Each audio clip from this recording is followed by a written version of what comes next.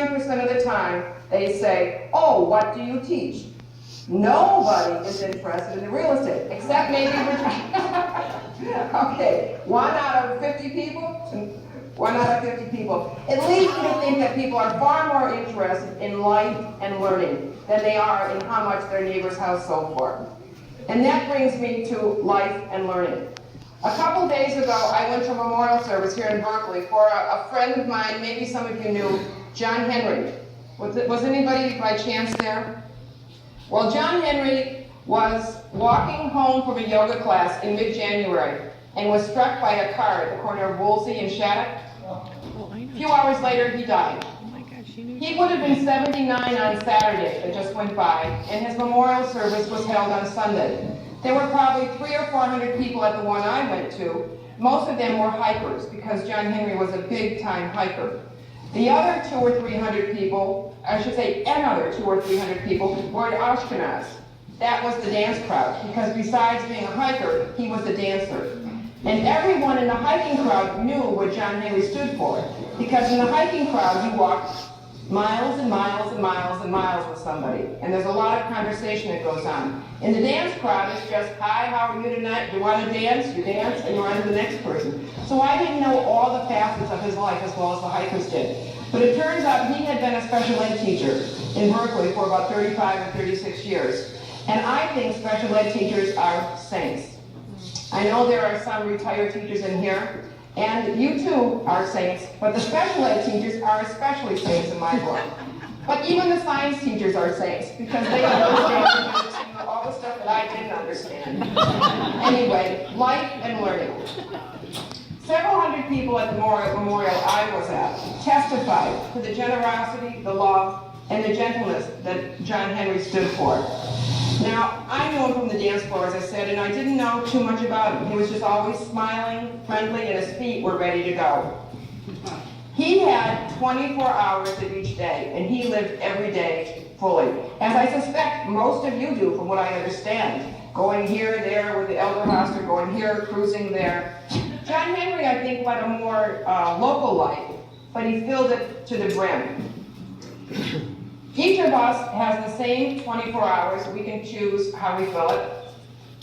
And for the young kids, I think it's especially important. I think it's really great that you are here. You have 40, 50, 60, 70, 80 years ahead of you to do all the things that you're being grounded in now. Whereas all these other people have 50, 60, 70 years of memory to pass on. I only have, well, compared to a few of you, I have a lot of memories, but not as many as some of you do.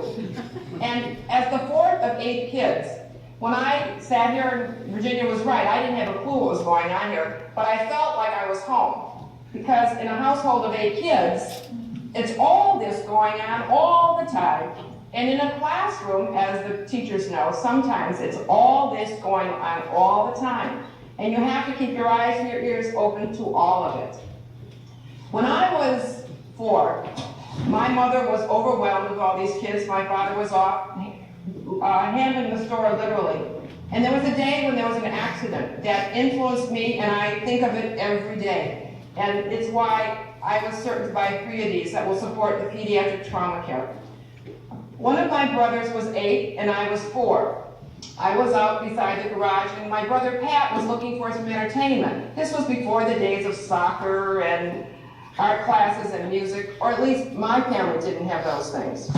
My brother was out there entertaining himself with a fire made of energy. Some of you might know energy. It's a clean.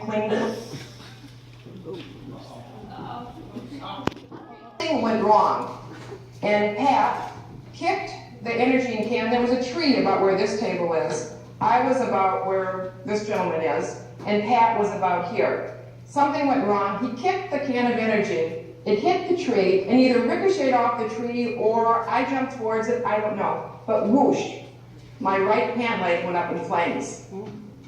And I must have screamed like a banshee, that's what the neighbors said. I sort of blanked out, but Pat luckily did the best thing he could have done, which was to pick me up and put me over under the cold water spigot.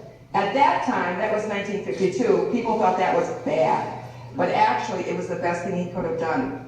And I spent 21 days in the hospital, and I was able to go home after that because my mother was an RN and she could take care of me.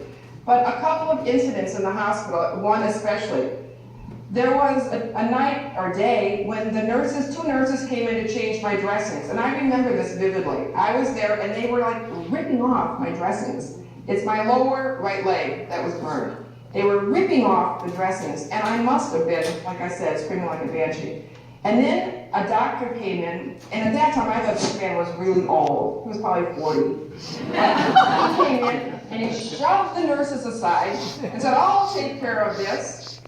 And I don't know what he did, but he changed those dressings. I calmed down, and I have never forgotten that.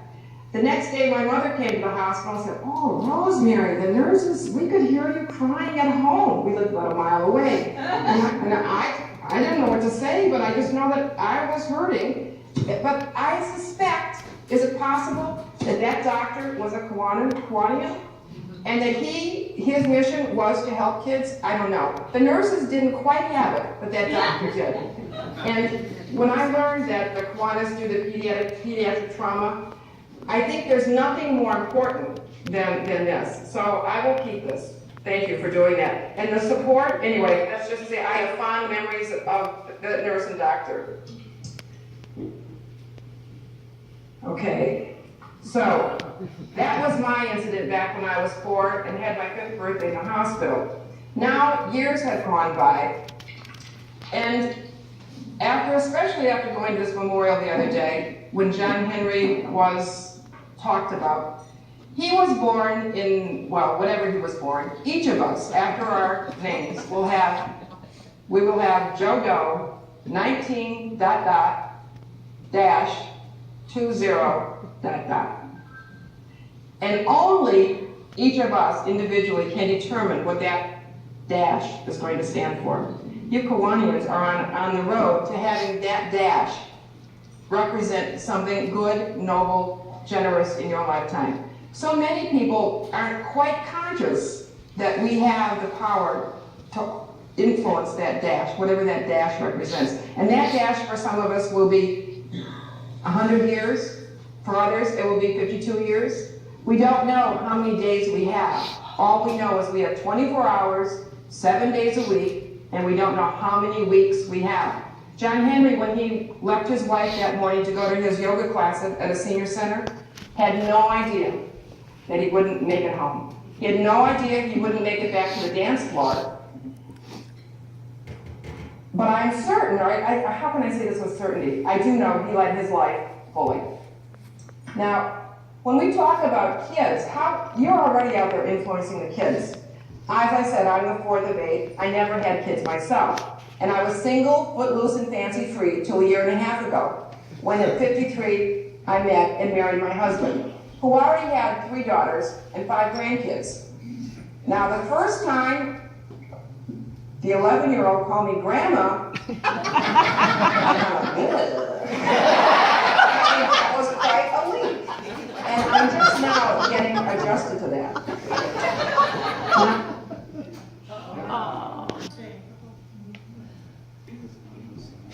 I was back taking care of my mother a few years ago. I was watching a video with Kane, who then was about 4 or 5 years old. It was a video I did not care about.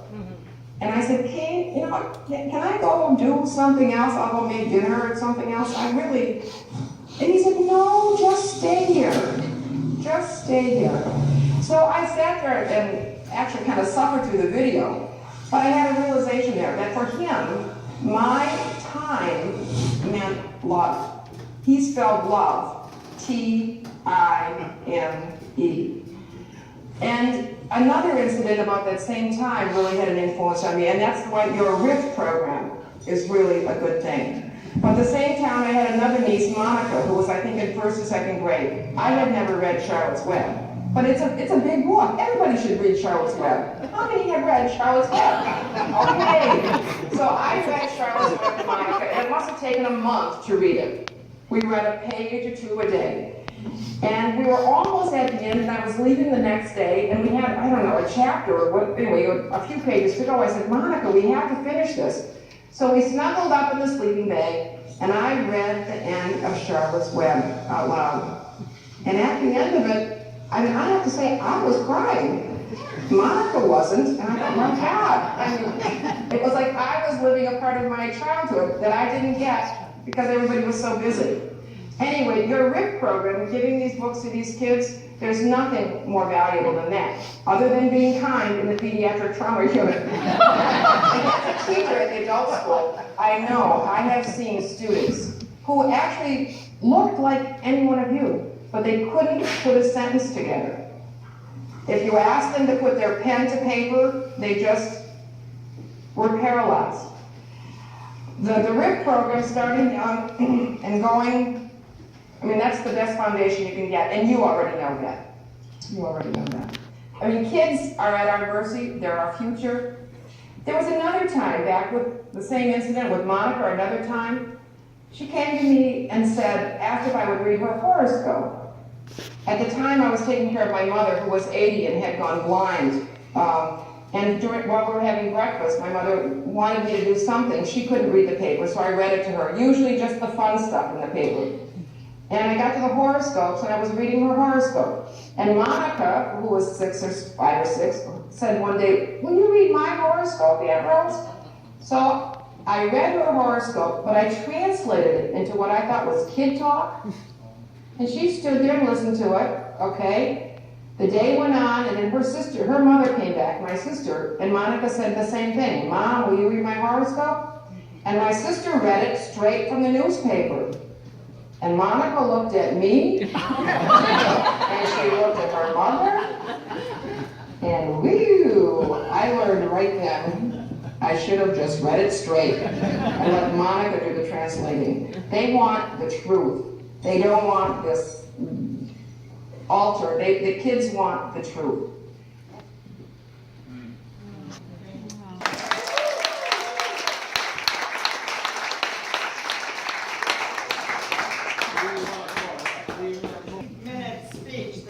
But we didn't think everybody wanted to watch that long. Yay!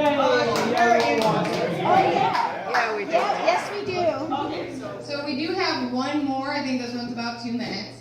Yeah, Kane, hit it.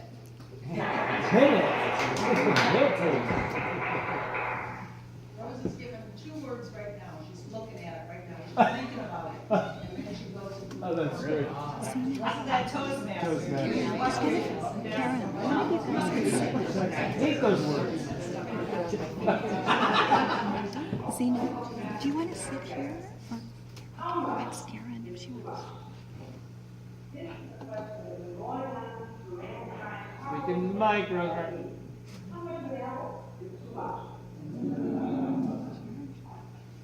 How much for you is too much? Can you take living to the gated community? Can you take driving for babies?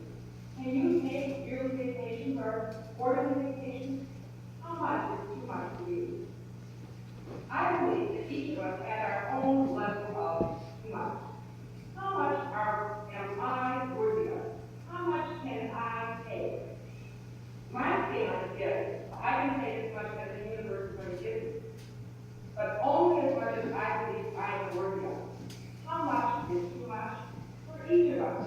Some people, one person's level may be taking up all of by choice. For a variety of reasons. Another person may say, I'm never taking a bus. I exist on a mountain yacht or a little portion vertical, and another car for Monday, another one for Tuesday, another one for Wednesday. And we'll work to get it. Another person will say, I'm going to walk everywhere I go for a variety of reasons. And you know what happens? A person who says, I'm going to walk, does walk everywhere she wants to go. The person who says, I want a car for every day of the week, that person eventually will get very close to that, or something that will satisfy us in that person's mind. How much is too much? You are the only person who can determine how much is too much for you. Abundance is yours. All you have to do is say, yes, I accept what the universe is giving me, and I want it all. Only you determine how much is too much for you.